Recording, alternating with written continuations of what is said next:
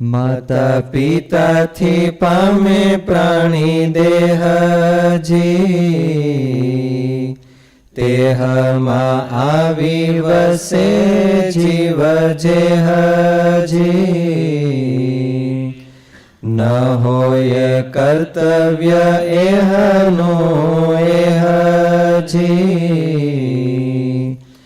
એહના કારણ શ્રી હરિ તેહજી. શ્રી હરિ વિના સમાજ એવો, કહો ને કોણથી થાય. શ્રવણ નયન નાસિકા, દંત જીવા કરી મુખમાય. હાથ પગ આંગળીઓ, નખ શિખ મુવાળા મોછ. કીધો સમાજ સુખનો, કોઈ રીતે ન રાખીઓ છે. વાયડાઈ મારવાનું સાધન હોતે આપી દીધું હોય, મૂછો આપી દીધું. એટલે વાયડાઈ મારવી ત્યારે તેનો ઉપયોગ હોય ને, બીજું ક્યારે હોય. વળી અંતકરણ ને ઇન્દ્રિયો, પ્રાણવાયુ દશ પ્રકાર. એવું કરતા કોઈને ન આવડે નિર્ધાર. કસર કોઈ વાતની નારાયણે રાખી નથી. જુઓ વિચારી જીવમાં, વળી વળી શું કહું કથી.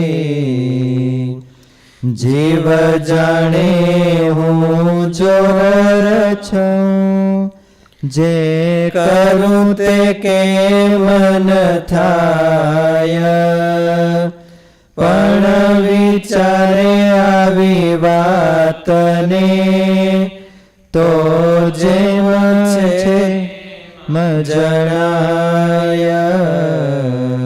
અભિમાની માણસોને એવું બહુ હોય. હું કહું નહીં કેમ ન થાય, હું આમ ને હું આમ. પણ જો આગળ માંદો પડ્યો હોય, ગુણાતીતાને જેમ કે હાથ ધોણો થયો હોય, તો બધો પાવર ઉતરી જાય. અને બધા એને મને કહેવાય, તમે પ્રાર્થના કરો, તમે પ્રાર્થના કરો, તમે પ્રાર્થના કરો. અને આમ તો એટલો બધો જોર મારતો હોય, કોઈ યાદ જ ન આવે. જીવ જાણે હું જોર છું, જે કરું તે કેમન થાય. પણ વિચારે આવી વાતને, તો જેમ છે તેમ જણાય. માટે અસમર્થ આપણે, સમર્થ શ્રી ભગવાન. એવું સમજી અંતરે, મૂકવું કર્તવ્યનું માન. કર્યું શ્રી કૃષ્ણનું થાય છે, જનથી ન થાય જરાય. નિષ્કુળાનંદ નિહાળીએ, ઊંડું અંતરમાય.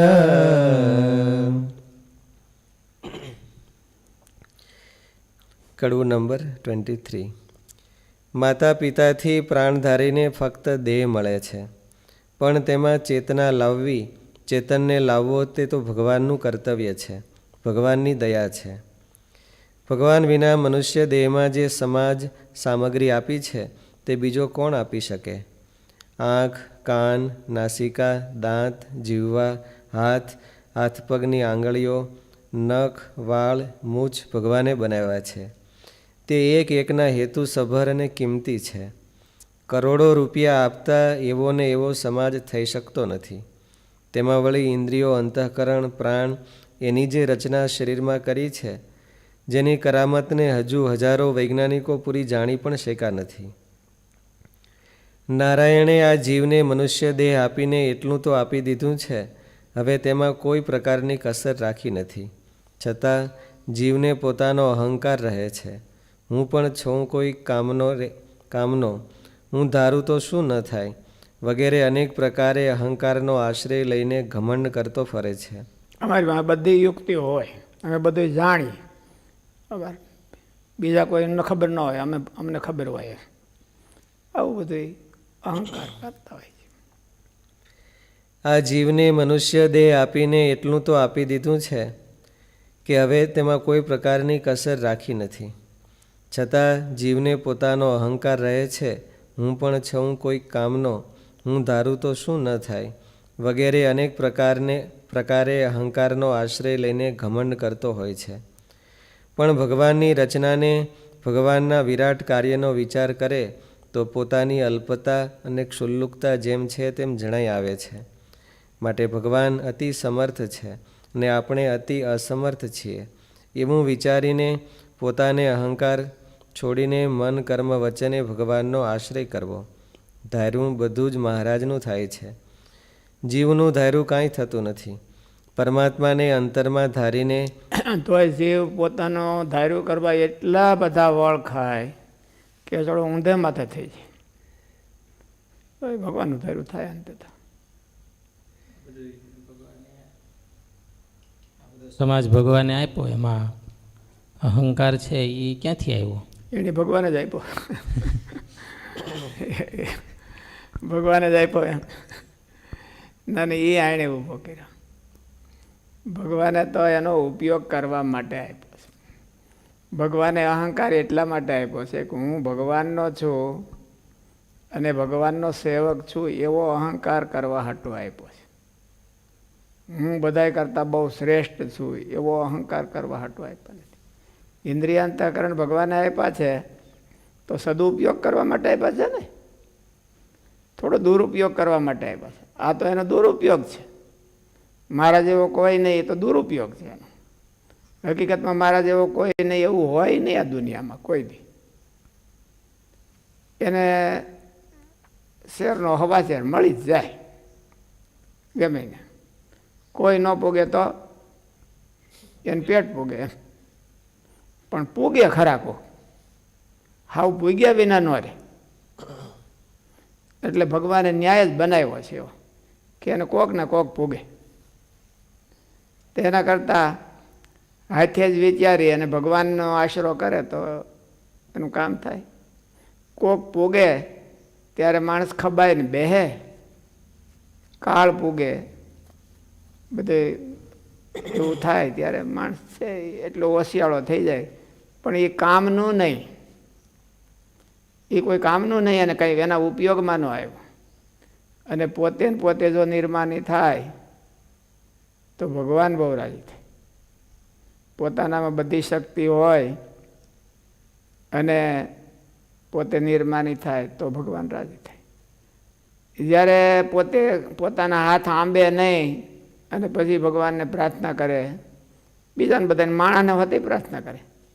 જીવને તો હાપેટમાં આવ્યો હોય ત્યારે તો કોને બાપ કે? ગધેડા બાપ કે. એ ગધેડા બાપા તમે સર્વસ્વ છો, એક હોંચી હોંચી કરજો તો મારું કામ થઈ જાય. એમ ગધેડાને હોતી બાપ કે. ગધેડાના તો બાપ નહીં કહેતા હોય, પણ ગધેડા જેવા હોય એના તો બધા કહેતા હોય.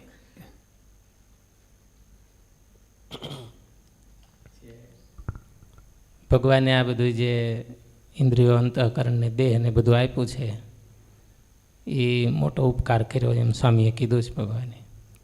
તો એ ઉપકાર તો ભગવાને બધા એની ઉપર સામાન્ય કર્યો છે. તો આપણને એવી વિશેષ ભાવના કેમ થાય કે આ સામાન્ય કર્યો છે પણ બધાને એનો ગ્રેટિટ્યૂડ થતો નથી. જેને થાય એનું કામ થઈ જાય એમ સ્વામી એવું કીધું.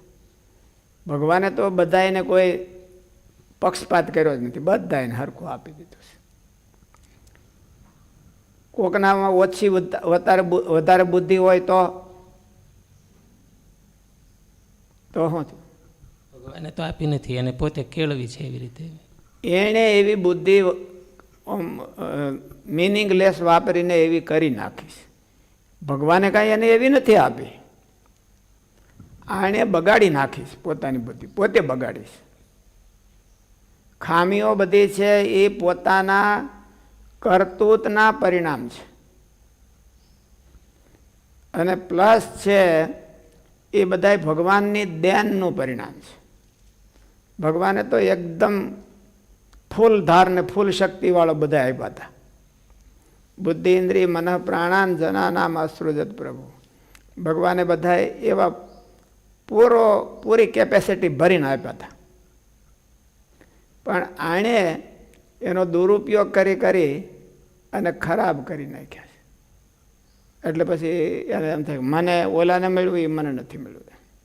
પણ એવું નથી, ભગવાને બધાને હરખું જ આપ્યું છે. પ્રશ્ન એમ હતો કે ભગવાને બધાને આપ્યું છે હરખું, તો આ એવું શું વિચારે કે એને એમ થાય કે મને વિશેષ છે એમ, તો વિશેષ માને તો જ એને ભગવાનમાં હેત થાય, આશરો દ્રઢ થાય, ગ્રેટિટ્યૂડ થાય. ગ્રેટિટ્યૂડ માને તો કે આટલી બધી કિંમતી વસ્તુ ભગવાને આપી દીધી મને.